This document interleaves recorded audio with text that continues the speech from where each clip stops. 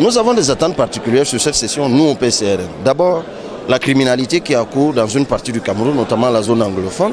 Il faut que l'Assemblée nationale se penche lors de cette session, et c'est bien que le président de l'Assemblée lui-même l'a évoqué, que nous nous penchons sur cette question, que nous interpellions le gouvernement et que nous sachions exactement ce qui est fait pour sortir de là. Mais non seulement pour trouver des solutions durables, mais également pour éradiquer la criminalité qui a cours. Ça, c'est une chose. Une autre attente est fondée sur les collectivités territoriales décentralisées. En principe, c'est ce budget-ci qui doit intégrer le plancher des 15%, le plancher des 15% au moins de la dotation générale à la décentralisation. Donc nous fondons le ferme espoir que durant cette session, on va se pencher sur cette question. Autre question qui nous interpelle au plus haut point, c'est la question des routes et de l'entretien des routes. Nous sortons là de la saison pluvieuse et j'ai envie de dire que, peut-être parce que je fais plus de terrain maintenant qu'avant, s'il y a une chose qui tient les Camerounais à cœur, c'est la question des routes en terre.